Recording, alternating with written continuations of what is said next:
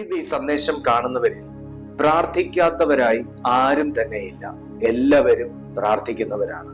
പലരും പല നിലകളിൽ, പല സമയങ്ങളിൽ, പല ഭാഷകളിൽ പ്രാർത്ഥിക്കുന്നവരാണ്. എന്നാൽ എല്ലാ പ്രാർത്ഥനകൾക്കും ഉത്തരം ലഭിക്കുന്നുണ്ടോ എന്ന് ചോദിച്ചാൽ ഉണ്ട് എന്ന് എല്ലാവർക്കും പറയാൻ പറ്റത്തില്ല. ചിലർ പ്രാർത്ഥിക്കുമ്പോൾ വേഗത്തിൽ ഉത്തരം വരുന്നു, ചിലർ പ്രാർത്ഥിക്കുമ്പോൾ വൈകി ഉത്തരം വരുന്നു, ചിലർ പ്രാർത്ഥിക്കുമ്പോൾ ഉത്തരം വരുന്നില്ല.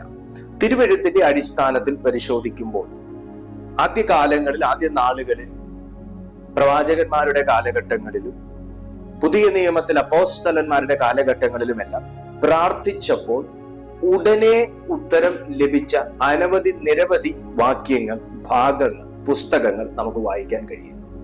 എന്നാൽ പ്രാർത്ഥന ഏറ്റവും അനിവാര്യമായിരിക്കുന്ന ഈ കാലഘട്ടത്തിൽ മറുപടിയും വേഗത്തിൽ ലഭിക്കണം എന്നുള്ളത് ഒഴിച്ചുകൂടാൻ പറ്റാത്തതോ മാറ്റിവെക്കാൻ കഴിയുന്നതോ ആകുന്ന ഒരു സംഗതി അല്ല.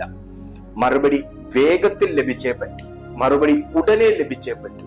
ഉടനെ ഉത്തരം കിട്ടേണ്ട അനവധി ചോദ്യങ്ങൾക്ക് മുമ്പിലായിരിക്കാം ഇന്ന് പ്രിയപ്പെട്ട സുഹൃത്തിൽ നിൽക്കുന്നത്.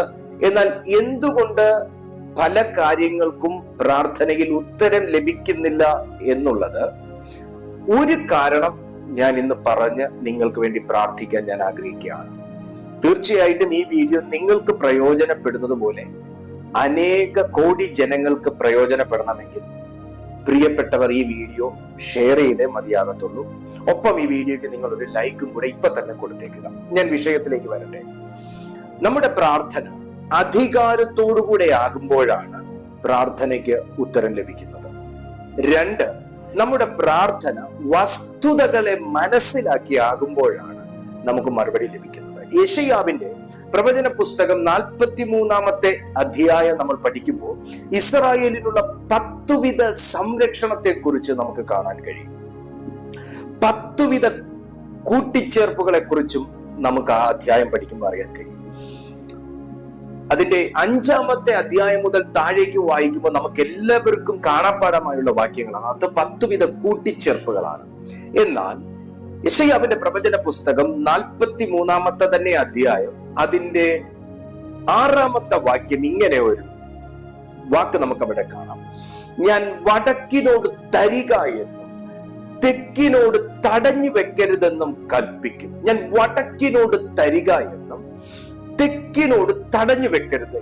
എന്താണ് ദിക്കുകളെ കുറിച്ച് ദൈവത്തിന്റെ ആത്മാവ് അവിടെ വെളിപ്പെടുത്താൻ ആഗ്രഹിക്കുന്നത്? നമുക്ക് പരിചയമുള്ളതുപോലെ തന്നെ 4 ദിക്കുകൾ: കിഴക്ക്, പടിഞ്ഞാറ്, വടക്ക്, തെക്ക്.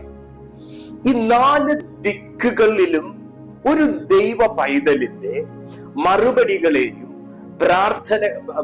മറുപടികളെയും നന്മകളെയും അവന്റെ സകലവിധമാകുന്ന അനുഗ്രഹങ്ങളെയും തടയാൻ കഴിയുന്നതും തടഞ്ഞു വെക്കാൻ കഴിയുന്നതുമാകുന്ന ഒരു ദുഷ്ടാത്മ സേനയുടെ സ്വാധീനമുണ്ടാകാൻ സാധ്യതയുണ്ട് എന്ന് ദൈവത്തിന്റെ വചനം വായിക്കുമ്പോൾ നിങ്ങൾക്ക് തോന്നിയിട്ടില്ലേ? ഞാൻ ഈ വാക്യത്തെ കുറിച്ച് ധ്യാനിക്കുമ്പോൾ എന്റെ പ്രയർ റൂമിൽ പലപ്പോഴും ദൈവത്തിന്റെ ആത്മാവ് പ്രാർത്ഥിക്കുന്ന സമയം ഈ ദിക്കുകളെ കുറിച്ച് പ്രാർത്ഥിക്കാൻ, ഈ ദിക്കുകൾ വെച്ച് പ്രാർത്ഥിക്കാൻ, ഈ ദിക്കുകളെ കൽപ്പിച്ചു പ്രാർത്ഥിക്കാൻ ദൈവത്തിന്റെ ആത്മാവിന്റെ ഉള്ളിൽ ഒരു പ്രേരണ തരാറുണ്ട്. ഞാൻ തുറന്നു പറയട്ടെ, ഞാൻ ബോധപൂർവം ഞാൻ അത് പ്രാർത്ഥിക്കാൻ വേണ്ടി ഇരിക്കാറില്ല. പക്ഷെ പ്രാർത്ഥിക്കുന്ന സമയം എന്റെ ഓർമ്മയിലേക്ക് ദൈവത്തിന്റെ ആത്മാവ് കൊണ്ടുവരുന്നതിനെ ശ്രദ്ധിക്കാറുണ്ട്. പ്രിയപ്പെട്ട ദൈവവേദനെ, നിങ്ങളൊരു പ്രാർത്ഥനയുടെ മനുഷ്യനായതുകൊണ്ട് ഞാൻ നിങ്ങൾക്ക് കൈമാറാം. പല കാര്യങ്ങളും, പല മിസ്റ്ററിയും ദൈവം നമുക്ക് വെളിപ്പെടുത്തുന്നത് നമ്മുടെ പ്രയർ റൂമിലാണ്. എന്നാൽ എല്ലാ മിസ്റ്ററിയും നമുക്ക് വളരെ വളരെ വളരെ വളരെ പരസ്യമായ നിലയിൽ വിശുദ്ധ ബൈബിളിൽ രേഖപ്പെടുത്തിയിട്ടുണ്ട്. പക്ഷെ എല്ലാം ഒരു മനുഷ്യന് ഓപ്പണായി കിട്ടാതെ വേണം അവനെ ബ്ലോക്ക് ചെയ്യുന്ന ചില തലങ്ങളുണ്ട്, ചില സൈറ്റാനിക് സിസ്റ്റം ഉണ്ട്. ആ സിസ്റ്റത്തെ ബ്രേക്ക് ചെയ്ത്, ആ സിസ്റ്റത്തെ ക്രഷ് ചെയ്ത് ഒരു ജയകരമാകുന്ന ഒരു നിലവാരത്തിൽ കയറുന്ന ഒരു മനുഷ്യന് മാത്രമേ അതോറിറ്റിയിൽ ചലിക്കാൻ, അതോറിറ്റിയിൽ നിലനിൽക്കാൻ കഴിയുകയുള്ളൂ. ഇന്ന് ഈ മെസ്സേജ് നിങ്ങൾ കേട്ടുകൊണ്ടിരിക്കുമ്പോൾ നിങ്ങൾ പ്രാർത്ഥിക്കുന്ന വ്യക്തി തന്നെയാണ്.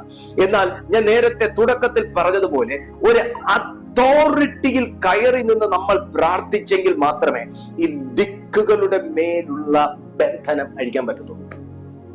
ഇവിടെ 10 വിധ സംരക്ഷണത്തെ കുറിച്ച് പറയുമ്പോൾ, 10 വിധ കൂട്ടിച്ചേർപ്പുകളെ കുറിച്ച് പറയുമ്പോൾ അതിനകത്ത് ദൈവം അഡ്രസ് ചെയ്യുന്ന ഒരു പദമുണ്ട്. എന്താ? ഈ കൂട്ടിച്ചേർപ്പിന് തടയുന്ന തെക്ക് ദിക്കിൽ നിന്നുള്ളൊരു വ്യാപാരം. അതുകൊണ്ടാണ് പറയുന്നത് ഞാൻ തെക്കിനോട് തടയരുത് എന്നും ഈ കൂട്ടിച്ചേർപ്പിന് ഞാൻ തരികയില്ല എന്ന് പറയുന്ന വടക്ക് നിന്നുള്ളൊരു തടസ്സം. അതുകൊണ്ട് ഞാൻ വടക്കിനോട് തരിക എന്നും പറഞ്ഞു. ഓ ഹല്ലേലൂയ! ഇത് ദൈവാത്മാവിൽ ഇത് പ്രവചിച്ച് ഞാൻ സംസാരിക്കുകയാണ്. നിങ്ങളുടെ പ്രാർത്ഥനയുടെ മറുപടികൾ തരികയില്ലെന്ന് വടക്ക് നിന്നൊരു വാദമുണ്ടെങ്കിൽ, വടക്ക് നിന്ന് നിങ്ങൾക്കൊരു തടസ്സമുണ്ടെങ്കിൽ, ഇന്ന് നിങ്ങൾ ഈ മെസ്സേജ് കേട്ടുകൊണ്ടിരിക്കുമ്പോൾ തന്നെ സ്വർഗം അതിനെ ബ്രേക്ക് ചെയ്യാൻ പോവുകയാണ്.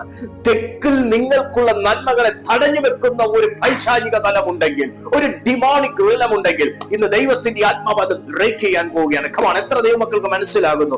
സുഹൃത്തെ, ഇതുപോലെ നമ്മൾ പഠിച്ചാൽ കിഴക്കും പടിഞ്ഞാറും എല്ലാം നിങ്ങൾക്ക് ബ്ലെസ്സിങ്ങിന്റെ വാതിലുകളാക്കി ദൈവത്തിന്റെ ആത്മാവ് തുറന്നു തന്നിരിക്കും. കിഴക്ക് പടിഞ്ഞാറ് വടക്ക് തെക്ക് ഒരു പ്രാർത്ഥിക്കുന്ന ഒരു ദൈവ മനുഷ്യനെ സംബന്ധിച്ചിടത്തോളം, ദൈവകൃപയിൽ വ്യാപരിക്കുന്ന ഒരു ദൈവ മനുഷ്യനെ സംബന്ധിച്ചിടത്തോളം, ക്രിസ്തുവിൽ പുതുജനനം പ്രാപിച്ച, ക്രിസ്തുവിൽ ജനിച്ച ഒരു ദൈവ പൈതലിനെ സംബന്ധിച്ചിടത്തോളം അവന് പടർന്ന് വളരുവാനുള്ള മേഖലകളാണ്. നിന്റെ ശാഖ കിഴക്കോട്ട് പടരാൻ തടയുന്നുണ്ടെങ്കിൽ, നിന്റെ ശാഖ പടിഞ്ഞാറോട്ട് പടരാൻ തടയുന്നുണ്ടെങ്കിൽ, നിങ്ങളുടെ ശാഖ വടക്കോട്ട് പടരാൻ തടയുന്നുണ്ടെങ്കിൽ, നിങ്ങളുടെ ശാഖ തെക്കോട്ട് പടരാൻ തടയുന്നുണ്ടെങ്കിൽ, യേശുവിന്റെ നാമത്തെ കൽപ്പിക്കുക. ഇത് ആത്മാവിൽ കൽപ്പിക്കുന്ന ചിലരുടെ ജീവിതത്തിൽ ദിക്കുകളുടെ കെട്ടുകൾ അഴിയുന്ന ഒരു ദിവസമാണ്. Almighty God, in Jesus' name. Hallelujah. ഞാൻ വടക്കിനോട് ദൈവം പോലും ഒരു കൽപ്പന പുറപ്പെടുവിക്കുന്നു. പ്രാർത്ഥനയിൽ ഒരു മനുഷ്യൻ ചെയ്യുന്നത് ക്ലൈം ചെയ്യുകയാണ്, കൽപ്പിക്കുകയാണ്. ദൈവം എല്ലാ അനുഗ്രഹവും നിങ്ങൾക്ക് തന്നിട്ടുണ്ട്. പക്ഷേ ഞാനിപ്പോ ഒരു വ്യക്തിയോട് ഒരു കാര്യം ചോദിക്കുമ്പോൾ എന്റെ അവകാശമാണ് ഞാൻ ചോദിക്കുന്നത്. എന്റെ കയ്യിൽ നിന്ന് പേന മേടിച്ച ഒരു വ്യക്തി എനിക്ക് തിരിച്ചു തരാമെന്ന് പറഞ്ഞ് മേടിച്ചു. അവൻ എനിക്ക് 1 മാസമായിട്ടും തരുന്നില്ല. സിമ്പിൾ ആയിട്ട് പറയുകയാണ്. അപ്പൊ ഞാൻ അവനോട് എടാ ആ പേന തരുവോ എന്ന് ചോദിക്കുന്നത് എങ്ങനെയിരിക്കും? എടാ എന്റെ മേടിച്ച പേന എങ്ങ് തന്നെ എന്ന് പറയുന്നത് എങ്ങനെയിരിക്കും? ഞാൻ പറയുന്നതിന്റെ ആ ഒരു ആഴം നിങ്ങൾക്ക് മനസ്സിലാവുന്നുണ്ടോ? ഞാനൊരു എക്സാമ്പിൾ പറഞ്ഞതേ ഉള്ളൂ. ഇതുപോലെയാണ് നമ്മുടെ അവകാശങ്ങളെ നമ്മൾ ചോദിക്കുന്ന രീതിയിലാണ് ഡെലിവറൻസ് ഇരിക്കുന്നത്.